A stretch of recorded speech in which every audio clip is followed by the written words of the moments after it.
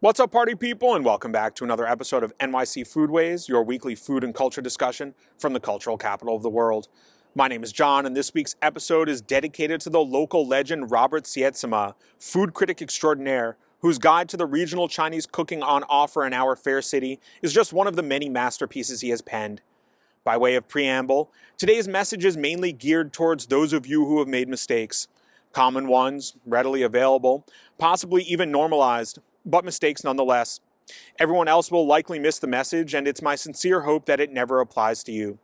2020 was tough for all of us, but those of you who know me outside of NYC Foodways know what made 2020 uniquely tough for me. Perhaps I'll get into the specifics of what went down in a future episode, but suffice it to say that, by the end of 2020, something I had been working on for years was no longer in existence. Its absence left a void in me that I sought to fill with all of the normal activities people do when they don't know where to find their answers. I did not yet have eyes to see, as I was blinded by the pain, self-victimhood, and resentment that drive so many people towards the use of drugs and alcohol. I was seeking meaning, seeking connection, seeking validation through external sources, and as I mentioned last week, there is no external solution for what is so obviously an internal problem. So I kept up my poor habits and not infrequent substance use, continuing to seek happiness in the same place I lost it, continuing to get up on the weekends, continuing to wake up hungover, continuing to wonder why I hadn't found what I was looking for, still ignorant to the fact that I could never visualize what I was meant to until I looked inside. But unhealthy people won't look inside because it means coming face to face with their trauma, their poor decisions, and their complicity in perpetuating both. Unhealthy people will always blame their circumstances, will blame their past, will blame others, but will never honestly acknowledge their own role in the pain they continue to endure, including any absolution of this pain they themselves could enact were they to be honest with themselves. Really, truly honest with themselves about the decisions in their past which led them to the present and what choices they can make now to create a future to be proud of. And the biggest crutch in this dishonest, avoidant, victimized, low-energy loser mode of existence, an existence I have no shame stating I myself used to live in, the biggest crutch is the crutch of intoxicants. They waste our time, they waste our energy, they waste our focus, they waste our bodies, and they waste ourselves. They don't call it getting wasted for nothing. So are you doing it because you want to, or because you think you have to? In 1641, the Massachusetts colony passed the Body of Liberties, a code of laws remarkable for a number of reasons, not least among them that it was the first formal legalization of slavery in the land that was to become the United States of America. Slavery was in effect in the Massachusetts colony, and eventually the rest of what was to become the USA, to a greater or lesser extent until December 1865, when the rulers of a land soaked in the blood of a million war dead finally decided that buying, selling, and trading the bodies of humans might not be the best idea after all. On the evening of April 20th, 2010, something unfortunate occurred in the Gulf of Mexico. The Deepwater Horizon oil rig, fully licensed to operate, and whose operation involved drilling miles underwater, piercing the seafloor in order to extract resources, had exploded. The blast killed 11, and the subsequent oil leak was not fully halted for another 3 months. During that time, according to the Flow Rate Technical Group, about 5 million barrels of oil were released into the surrounding waters, causing indescribable and likely permanent damage to the most biodiverse, delicate, and threatened coastline of this country. For those of us unfamiliar with mountaintop removal, allow me.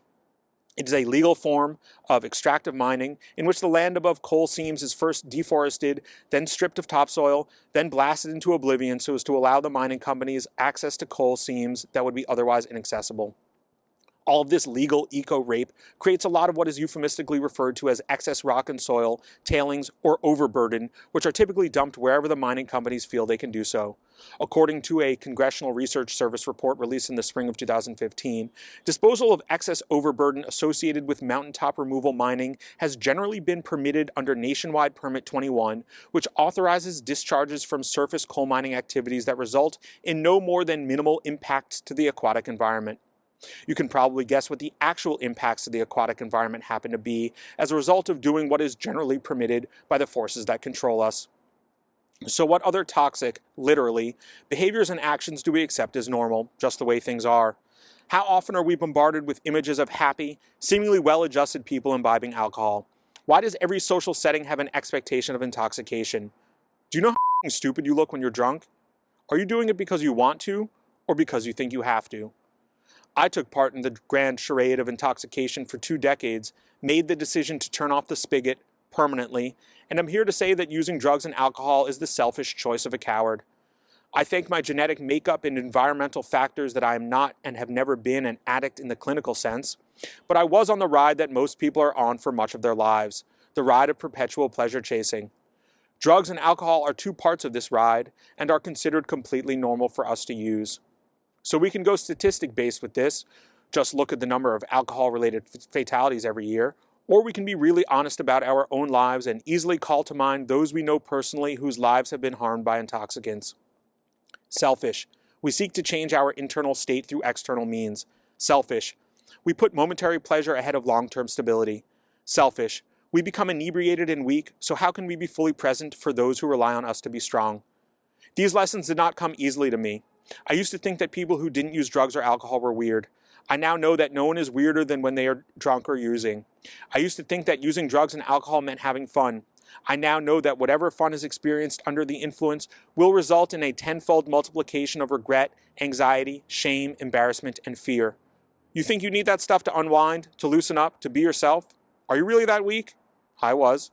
Do you truly believe all of that positivity, that extroversion, those magnetic emotions don't naturally reside within you? So what if everyone else is getting wasted on the weekends? They're disrespecting themselves, and you're doing the same in return. Drinking and drugs are such dominant aspects of American youth culture that avoiding the pull of substances is nigh unheard of in the younger demographic, and I don't expect any of this to land with the younger viewers of NYC Foodways.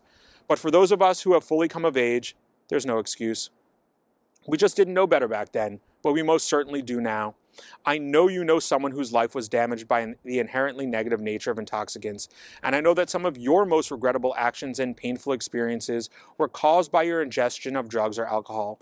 I know it because I lived it, and for the 1,000th time, all pain is shared. And what I just said about there being no excuse, well, there are in fact plenty of excuses. I've heard or said them all. This is how adults have fun. This is a way to loosen up. This brings people together. This acts as social lubricant. This will get me what I want. Words of weakness and avoidance. And it took some words of strength uttered by another to finally snap me out of my self-perpetuating cycle of use, regret, and pain. 1 year ago, after a night of drinking in which I disrespected someone close to me, I got called out. This wasn't the first time I'd been chastised for my drunken idiocy, but it sure as hell would be the last. Something broke inside of me. All of the poor decision-making, the hungover mornings, all of the blurry late nights, the mistakes, the choices made in an unsound state, the pain inflicted on self and others, it all came into stark relief, into sheer undeniable focus. I had hurt someone I cared about and who cared about me. What kind of man was I? Someone so selfish they would willingly inebriate themselves, consequences be damned? No more. Never again. And I haven't. I haven't wanted to, and I haven't needed to. And though I certainly regret many actions I've taken under the influence, I wouldn't trade them for anything, for without them I would not have ended up on my current path. We are nothing more than the end result of all of our actions. So ask yourself this: are you ready to be really, truly honest with yourself? What role do drugs and alcohol play in your life? When you drink, are you helping or harming? Why do you willingly choose to waste so much of your time, your energy, and your spirit in the pursuit of momentary pleasure? Can you be present for yourself, much less for your loved ones, if you are of unsound mind? What do you become when you get wasted? What would it take for you to join me in going zero waste? And how dark does it have to get before you realize the light was inside of you this whole time? Thanks for watching, and we'll see you next week for another episode of NYC Foodways. Peace.